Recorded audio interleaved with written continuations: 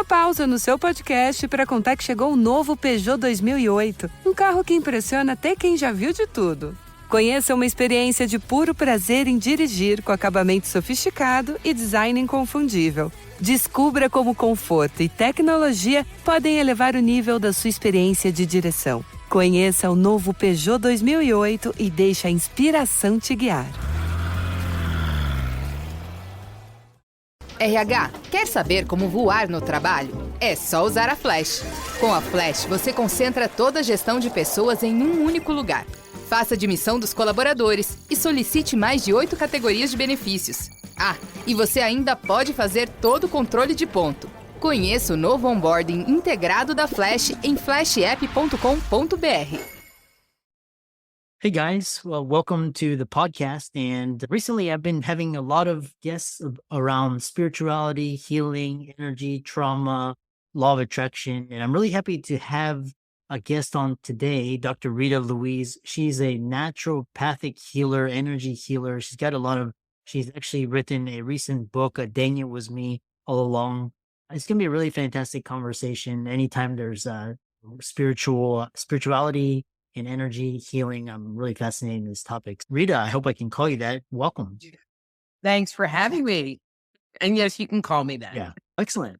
Let's get right into it. I know all about you, but talk about your story, your journey, and I'm excited to dive into the questions. Okay. And I'll try to put this in a nutshell because I'm old and my story's long. And this was a fairly recent revelation. I've had two loves in life as far as what I wanted to do. My first one was I wanted to be an archaeologist or anthropologist. But then when I found out you needed to have a PhD, I put that to the side, but got turned on to, in the day, it was ESP. The Amazing Kreskin had ESP. And I just started reading up on that and became very interested in it. And so we're talking, I was like 12 or 13. And I have just stayed on that course pretty much my whole adult life. Although I do venture into ancient mysteries and mythology and ancient alien stuff, which really satisfies that archaeology part of me. So pretty much that's my life. That started at around 12. I went to the Berkeley Psychic Institute. I got my undergraduate degree, blah, blah, blah. Went to the Berkeley Psychic Institute, studied with them, discovered very early on in the process that I had been very intuitive my whole life, but no one ever connected the dots for me. So that's what I'm supposed to do.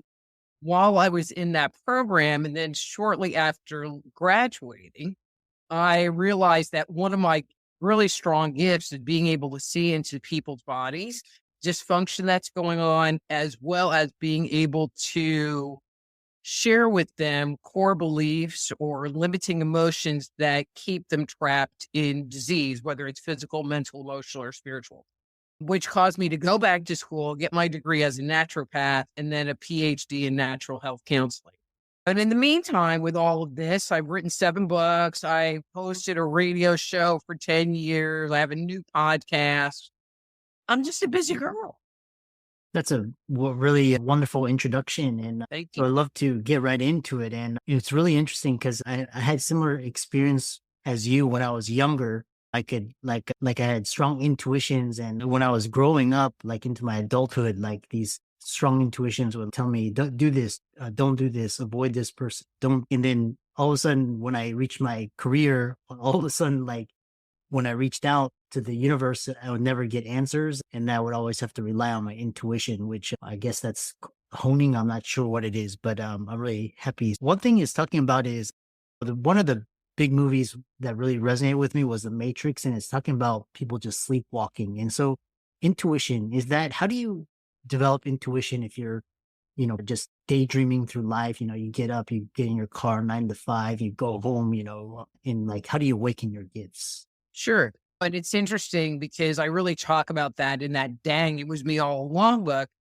And really the key to, and I'm going to say conscious living, is about being aware and about paying attention to what's going on inside. When you brought up a little earlier about the law of attraction, And it's interesting because I have talk about all of this stuff and about awareness and about how we project energy. And when we probably will get into all that. And I ended up including a chapter about the law of attraction because so much about paying attention to your inner world. And if it feels good, do it. And if it doesn't feel good, don't do it. Or if you're getting these prompts, follow through on them. And those tenets, that basic philosophy is the basis of the law of attraction. And so I included it in there because I'm like, hey, if I get $1 million or a new car, I'm game. And it really does work. That's the part that's amazing, is that it does work. And what I find personally, because some of this was really like an adventure into myself, writing this book, was that, and I call it bad brain. On days that I had bad brain and I would be like worried about something or ruminating about something or whatever, all this bad stuff, and like not necessarily bad, but not necessarily desirable things would happen. And I'm like, holy crap. Yeah. It's really interesting. I've met a lot of mediums and channelers and intuitives, and everybody has their distinct gifts and styles. And it's like, and they manifest their gifts in different ways. One previous guest just before you, she was an energy healer. And my question was, I didn't get a really good answer is, so for example, let's say we all go through life with baggage and trauma, whether, somebody stole from you or you were abused or discriminated, raped, or anything, right? And then, so talk about the energy field and as a result of trauma and how you can heal your energy field to manifest your dharma or your destiny. Because a lot of people, they undergo these traumas and they end up with these really low energy fields and they attract all these bad things and they continue to go through life repeating the same thing, dating the wrong people, getting into drugs, addictions, food. Talk about that. So when we experience trauma, it sits in our body. And so, and I'll just say, working as a medical intuitive, so I might have somebody that comes to me because they're having a gallbladder issue or they're having a lung issue. And when you poke around, you always find their trauma because it doesn't just sit in the auric field. It sits in the body, it sits in the etheric body, and then radiates out into the auric field. And even people, I'll say, oh, when you were 23, I just feel like you were betrayed and blah, blah, blah, blah, blah. And they're like, oh yeah, I was in a relationship and he cheated on me, but I'm over it. And I look at them and go, you're not, because it's still sitting in your body. Because if you were over it, I wouldn't find it anymore. But many times that trauma creates programs inside of us and it causes us to do something or not do something. So if we are constantly yelled at when we're a child, we might think, and I want to say twice, but probably be like 100 times, about speaking up for ourselves and putting ourselves out there or having a boundary. Many empathic people, especially ones that have suffered trauma, have no boundaries. And so we find ourselves getting into these patterns because we think life is supposed to change and these people are supposed to change. But the reality is, and really that was the premise of the book, because after multiple toxic relationships, I finally came to the light bulb moment that I was really the only one there. I was the only one left. And it's okay, so maybe I need to change me and that fundamental thing and go from there. And it really is about, again, becoming aware and becoming conscious and going, okay, so let's talk relationships, because that's the easiest one, I think, for people to understand. So you start a new relationship and the person that you're with says something very dismissive, or they make a date and then they don't show up and you get that hour later phone call. And so someone that doesn't have boundaries or has attachment issues because they were ignored growing up, or they need love, or whatever their inner programming is, will sit there and just accept their excuse and be upset because they've flaked on them, but then take the person back And then 6 months later, the person does it again. And so then after a couple of years, you're like, oh, this person's toxic. Versus stopping and going, okay, they didn't show up. Now my inner world is upset and I'm in a tizzy. And it has pushed every single one of my abandonment issue buttons, which is something that I need to work on. Do I want to give this dynamic more energy, or do I want to take a step back and say, I'm not happy and I don't want to do this again? And sometimes you can have a conversation with the person, like a real honest conversation with the person, and it becomes a non-issue. Because the reality is all of your buttons got pushed. But when those buttons get pushed, that's the time to stop. That's the time to take a step back and go, okay, how does this fit in for me? And is this something is this something I want to do? Now, I made that comment it was a meeting of the Lions Club locally, little dinky group, but they asked me to come do a presentation. So I do this presentation and I was talking about having boundaries, but I didn't use the boundaries word, but loving yourself and making that decision. Is this making me happy or is this not making me happy? And I'll tell you what, there was hate for me at the end of this presentation because I said that, because they were just going to be willing to give up their energy, even though the person they're giving it to is toxic. But we're trained to do that. And if you come from trauma, you're trained, especially if early childhood trauma, you're trained to be hurt. You're trained to be abused. You're trained to deal with your internal feelings. And then after a certain amount of time, circle back and rejoin the family because you can't leave. You can't go anywhere. And so that's the program. And so it's, oh, yeah, that's what I do all the time. And it's scary. It's scary to say, you know what, I'm not going to re-engage. For so many people, I don't want to say they can't do it. They choose not to do it. Você que tá aí ouvindo esse podcast, lembra que antigamente as pessoas escreviam documentos em máquinas de escrever? Agora, enviam mensagens pelo celular de qualquer lugar. Antes, as empresas tinham um monte de papelada de reembolso de deslocamento dos funcionários.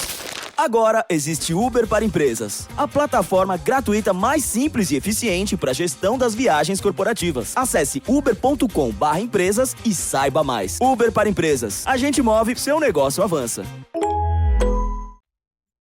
Yeah, really powerful, because I recently heard it's anytime something like a setback or like a boundary is crossed, he was like, he takes a step back and said, how did I contribute to this, or how did I allow this to, and one of the best things I learned during residency is be consciously aware of the different energies that are going on and understand, once you understand the energy play and the dynamic, you can avoid situations that can get you in trouble. And before, I would always attract like weird situations, people, circumstances, just absolutely just weird stuff.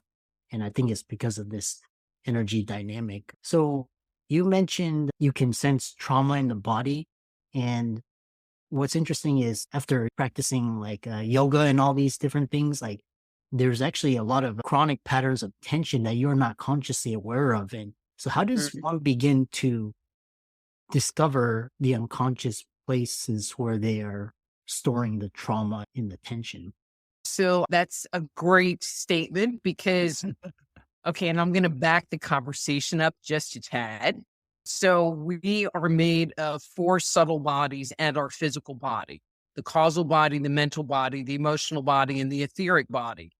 And so when, and I'm air quoting, disease starts, it starts in the causal body and starts to filter down.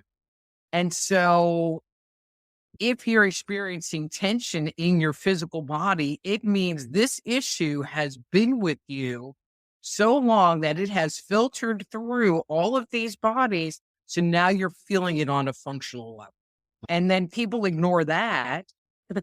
They ignore that part, and it will filter down potentially into an organ or some deeper level of disease. And so I tell people, start paying attention to what's going on. Start paying attention to that. It's the negative thinking. It's really all tied. If you sit there and start paying attention to what you're thinking in any given moment, well, not any given moment, but a lot. Okay, I'm going to share a statistic, and I will forget who it was, the National Something Science Foundation that identified that 80% of most people's thinking is negative. I was like, holy crap. It made me feel a little bit better that I wasn't the only like totally negative person out there. But once you start paying attention to the negative thinking that you have, and even if you start writing it down, what each person will notice is that there are usually a handful of things that keep coming up and coming up and coming up. And those are the things that are creating limitation in them. I had a client and we were making a list of the negative thinking. And I'm like, okay, this is your homework. I want you to just make this list of whatever. And she came back and 3/4 of the list all revolved around the topic of not feeling respected. But she had different words at all time that were different words, but the essence was she always felt disrespected by people. Like she was just stupid and she couldn't manage her life. And so we started working on that concept because it was clearly 75% of her thinking was all revolving around that one area. And she, I don't want to say she had a drug issue, but she did partake more than I felt was being healthy.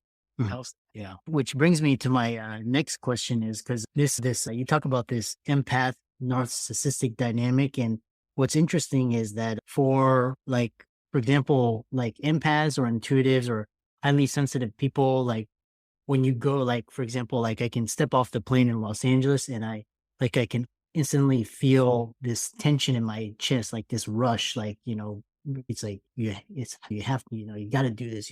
And then like you step off into Honolulu and it's like, it's just very cool and easy. So how does one, for empaths and these highly sensitive, how do they protect their energy from narcissists and bullies? And especially in the workplace, like medicine, I'm sure finance, law, you have a lot of psychopaths, sociopaths, you have narcissists. And how do you protect yourself against these manipulative energies?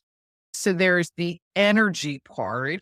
So one of the things that I found is that there is a very high proportion of empathic people that tend to get in relationship with narcissists. But, and there's a big but, usually it's an unhealed empath. It's an empath that has experienced a lot of trauma. Wow. And many people don't understand that when you're an empath and there's an argument going on in the other room, it's like you can feel it. And when you're a child, it's like you feel it, which can create trauma all by itself, even if it's not directly happening to you. Okay. So with that said, so there's dealing with the feeling part. And I always joke around like Walmart. Oh my God, I'm good for about 15 minutes. And sometimes I actually get the stuff on my grocery list because it overwhelms me. So knowing what you can tolerate and what you can't tolerate and what your warning signals are of, okay, I'm on overload or whatever. That's a self-discovery part. Right. But with the toxic people, with the narcissists, it is all about having boundaries. And I'm going to change that word. Boundaries are really important, but the basis of boundaries is loving yourself enough. It is the ability to love yourself enough and go, you know what? That's not healthy for me. And I am choosing to love myself and walk away from the situation. And it might be hard. It might be super hard, but it's loving. And I think if you own it in that mindset, it makes it easier. It makes it so that you can own it and go, you know what? I'm loving myself. This is a very loving thing to do as you go in the other room with the box of Kleenex, but that's okay. That's okay. Yeah. Because people that are narcissistic or psychopathic or whatever, they are chronic manipulators. They're so, I just want to talk to you. And they're very good at getting energetic hooks into you and appealing to the healer part. Because many times people that are empaths they want the energy to be comfortable. They want the energy to feel good. And so if it doesn't feel good, they will often go into, what do I need to do to fix this? Which may or may not be the most healthy thing to do. I know I tried that. That was my strategy for a really long time. I would get into a situation that was uncomfortable and I would try to fix it because I thought it was the best way to deal with my discomfort versus saying, you know what, this isn't working for me and I'm going to go now, which is my new strategy. It's, I can't do this. Gotta go. Yeah. It's interesting. We're not taught. Okay. Yeah. So go ahead, finish your thought. No, I was just going off on a different thought, but you were going to say something. I know it was going to be really interesting, so I'm just be quiet.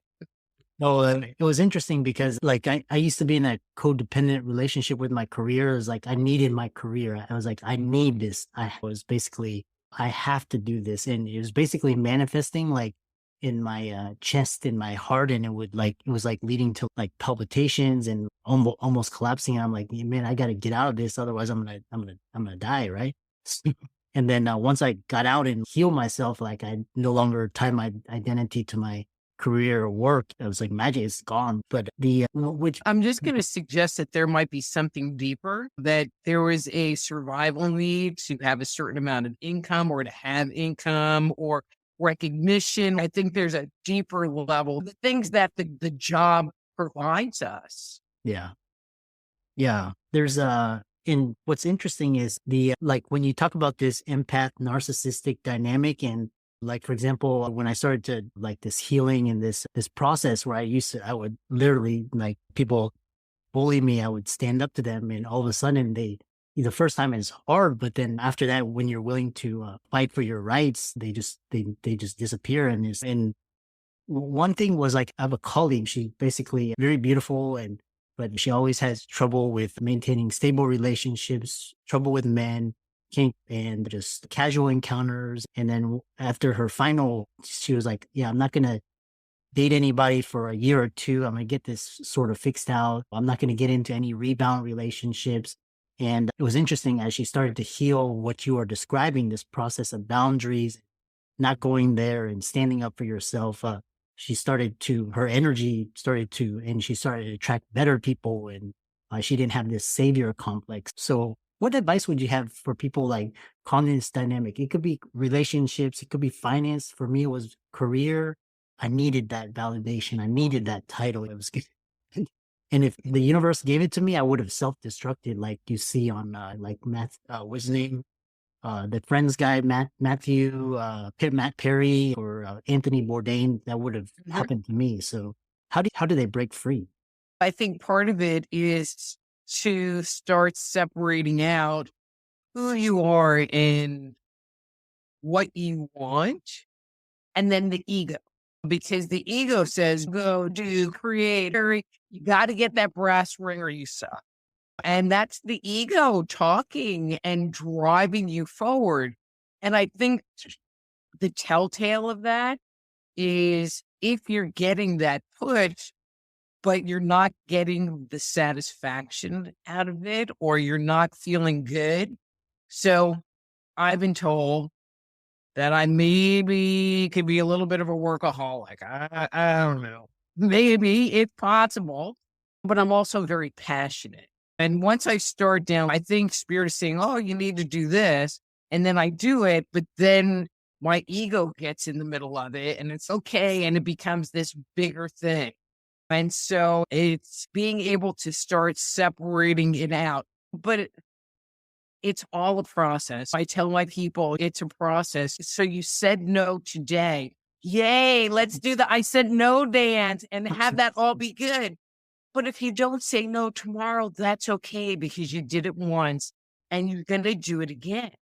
So it's not about beating yourself up. It's about learning about yourself and evolving and growing, because really that's what life is all about. And my hope is that I've learned enough that I don't really have to come back for a while and then it's all good. That's been my goal. Yeah. Beautiful. The next part of this question is once you start to establish boundaries, and one movie that really resonated with me or that was Good Will Hunting. And in the beginning of the movie, Matt Damon, he holds a lot of anger and resentment. Like he creates boundaries. He's willing to fight, but he can't let go. So he sees some kid that bullied him when he was 5 years old, and he just puts him in the hospital. And what's the difference between putting up boundaries and revenge, and how do you let go? Okay. You have great questions.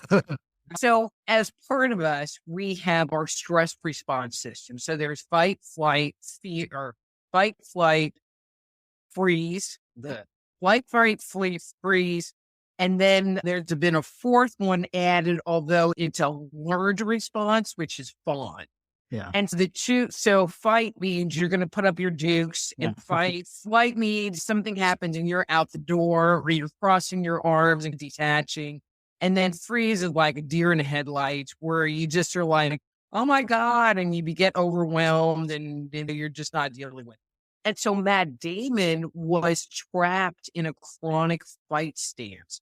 And so, yeah, he had boundaries, but he was like ready to fight anybody that came up, which was dysfunctional in and of itself. But there are people that are trapped in their stress response. And so understanding how that manifests in you. So like for me, I tend to be a white freeze.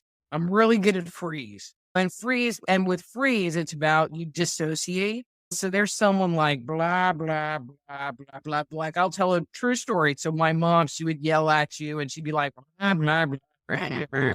But then she would start talking in Spanish. And I don't speak Spanish. She'd be yelling at you. You really didn't know what she was talking about, but she'd be yelling at you.